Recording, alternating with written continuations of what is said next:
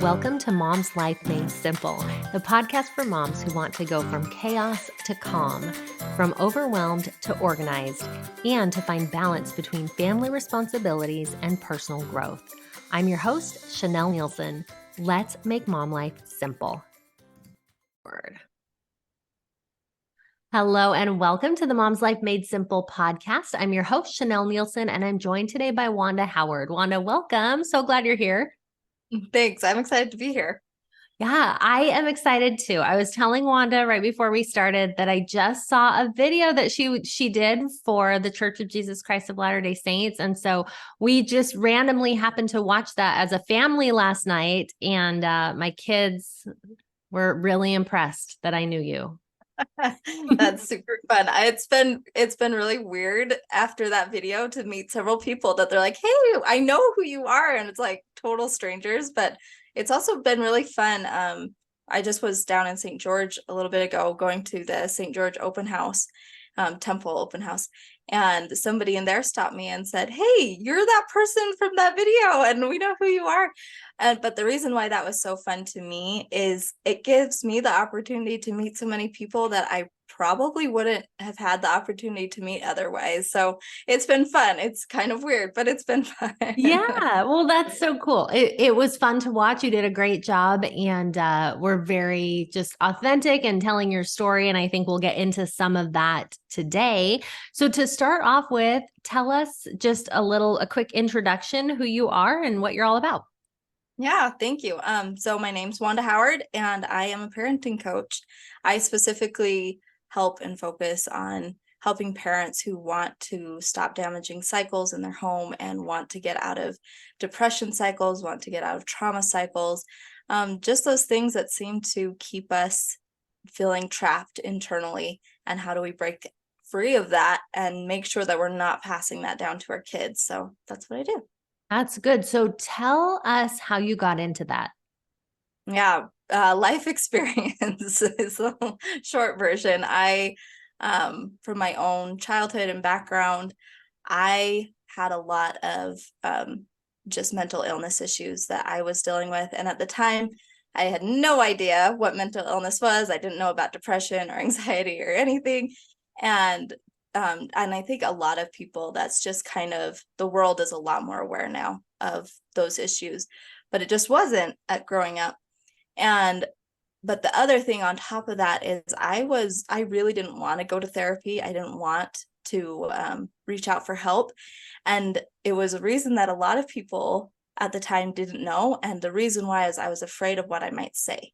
I was afraid of sharing what was going on because something inside of me knew that what happened to me as a kid was not okay, but I wasn't willing to accept that. So I had a lot of trauma and abuse and different things happen as a kid.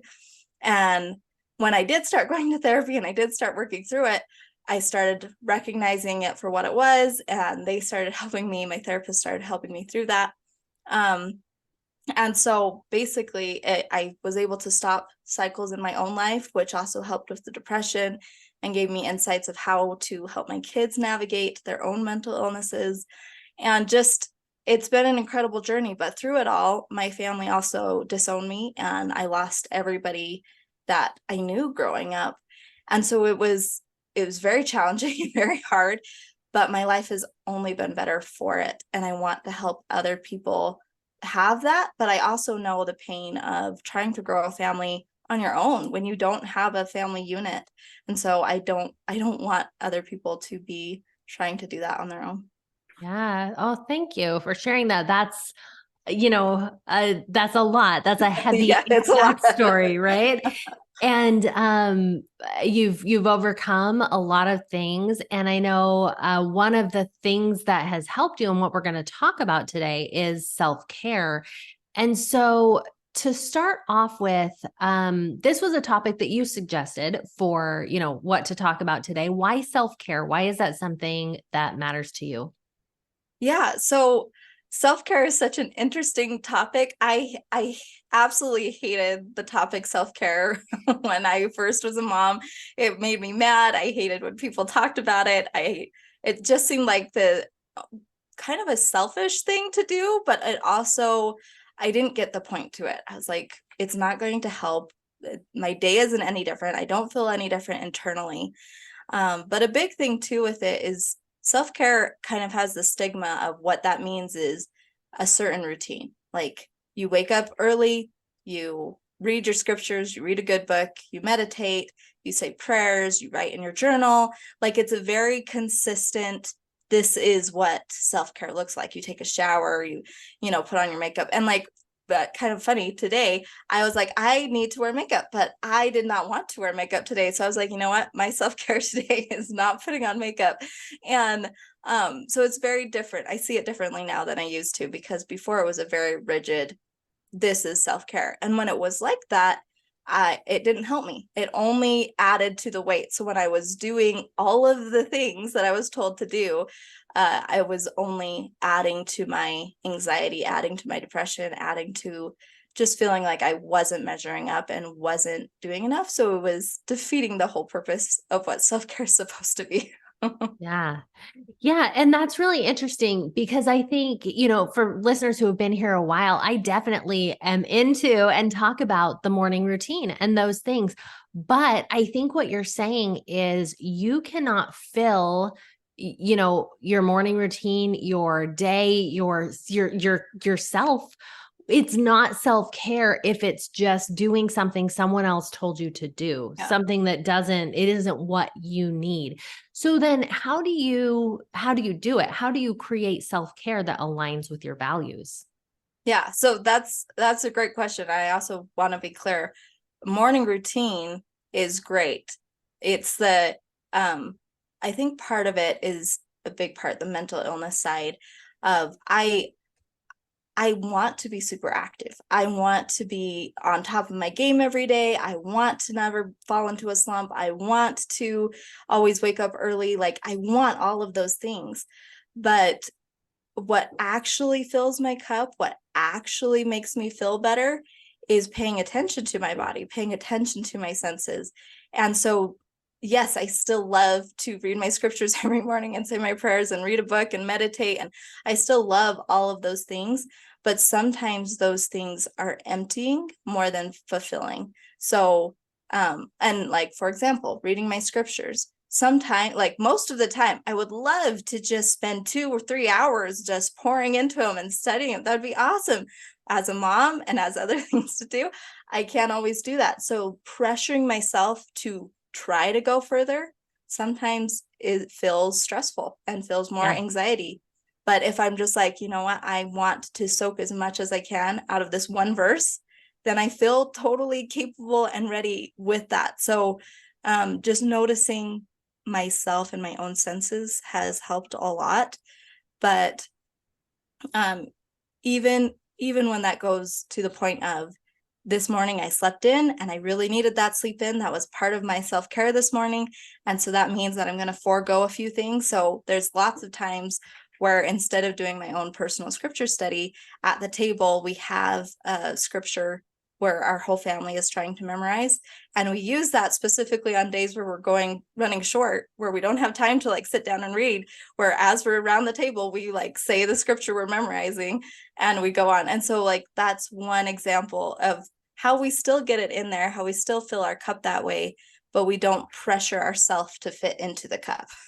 Yeah, I love that. That, it's really interesting because that's something that I talk a lot about. There's something I teach called the range of possibilities, which is exactly what you said. Like, ideally, I would love to read my scriptures for 2 hours, but on the mornings that it's just not possible, we're going to read a verse around the table and to have that backup plan. But I love this added nuance that I hear you talking about, which is because often I frame that in terms of time or like that you always want the ideal. But what I hear you saying is sometimes that ideal is not even what you want. That ideal is not working for you that day. It's not what your soul needs for whatever reason. Yeah. Yep, exactly. I agree. And Yeah. it's crazy too how much just possibilities start opening up as far as the day, because if I start the day feeling like, okay, I need to read a little bit more, or I need to sit down and meditate, or like and when I say need, I mean like more of the should. I should read a little more, or I should, Yeah. like, when I start pressuring myself, then the whole day becomes a pressure situation. But when it becomes more of that ability to just ebb and flow with the where you're at, then the whole day becomes more succinct. Even if it's a crazy busy day, it's way more easy to go through. Yeah. Yeah. It sounds like being very aware of your own needs, like checking in with yourself. What is it that I actually need versus what do I think someone else has told me I should do in this Yeah. moment versus, okay, what do I really need? So I love that. So I want to tie in this idea. You've mentioned that you and your kids both struggle with mental illness. So when you're struggling with mental illness, you've touched on it a little bit already, but what else would you add? How can people who are struggling with mental illness still make self-care a priority? Yeah. And this is why I love this topic. First off, I would say for me, it was giving myself a lot of grace and starting to step into understanding. Because at first, with depression, especially, and possibly with background of trauma or whatever, it's different for every person how it's learned, but that people pleasing and looking outside of ourselves for the answers. So trying to do a morning routine based off of what other people have told you, trying to do all of the things because this is what's worked for others. Um, those those are only going to keep you from listening to your own internal senses.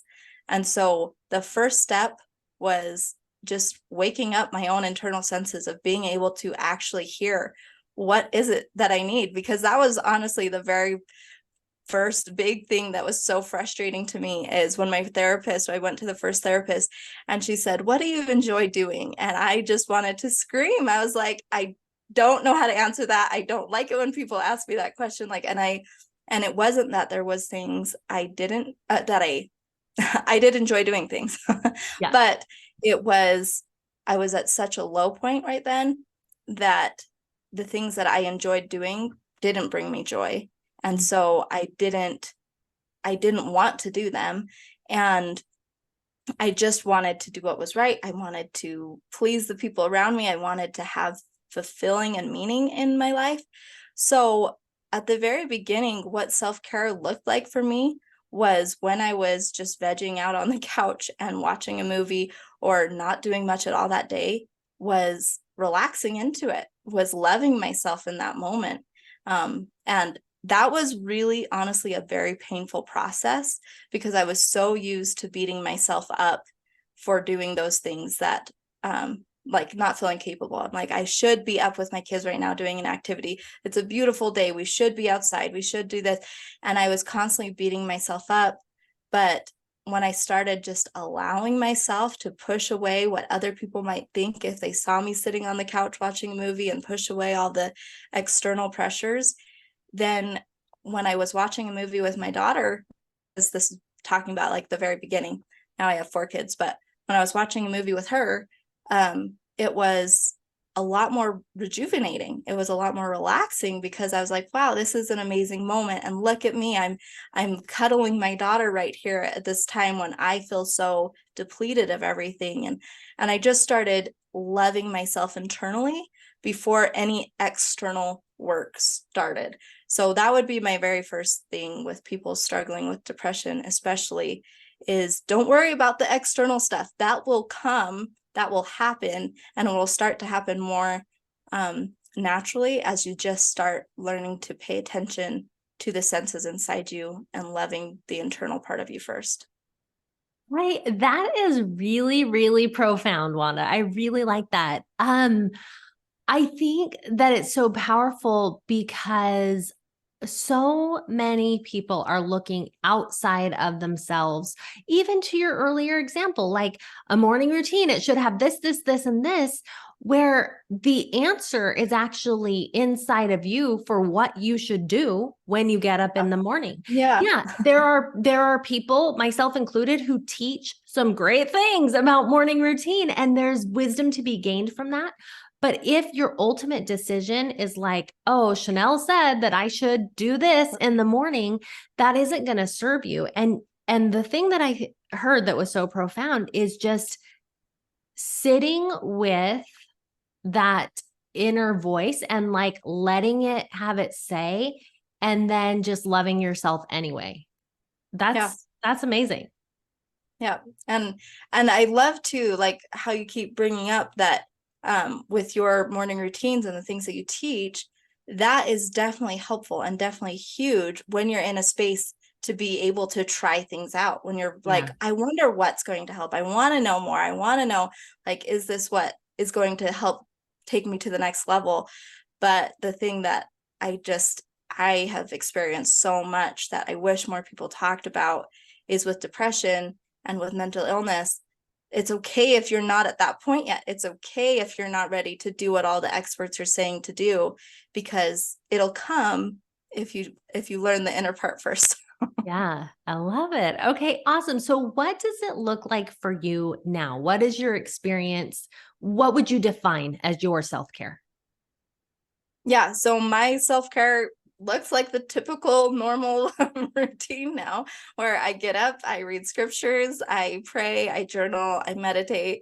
And sometimes that, on really good days where I'm really on top of it, it will take like an hour. Other times that happens within 5 minutes, and then I go out. As far as like, I do brush my teeth and I do like get myself clean and things like that.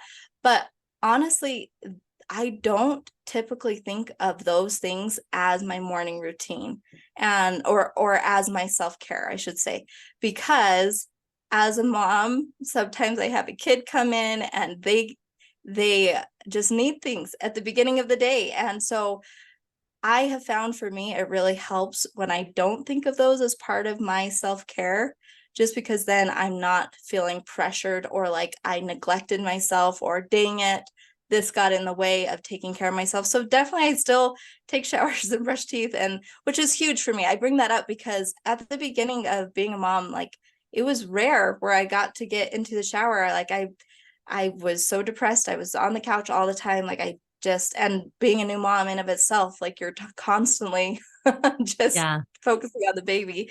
But now I do those things, but I think of them more as the ability to ebb and flow in my life, and they don't necessarily have to happen at the beginning of every day for me to have a full cup.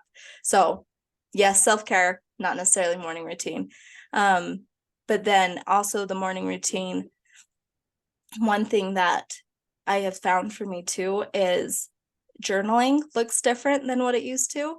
So journaling used to be pouring out all of my soul onto a page, and that used to look more, it was very depressing. We'll just put it that way. Okay.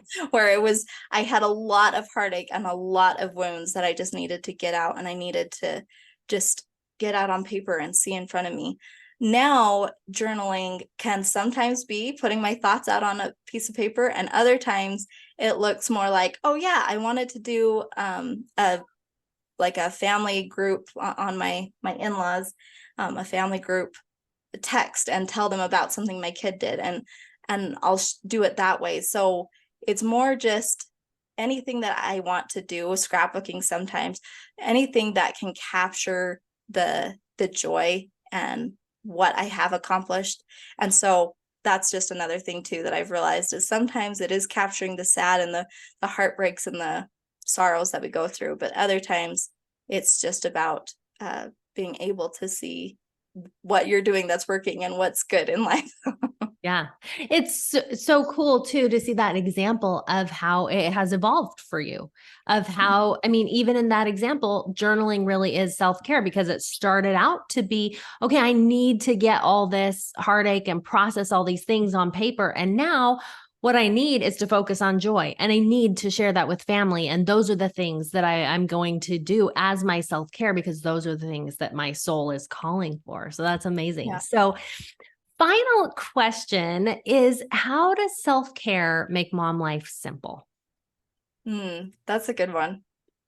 And I'd have to say that, like, the more that I've learned of self-care, and I have realized before I had a very more of that rigid idea of self-care is doing these exact steps. And if you don't do these exact steps, you failed and you're not taking care of yourself. And now it's made it more simple because it's more of how I'm treating myself internally as the day goes on, instead of did I complete a list of things that I was supposed to do.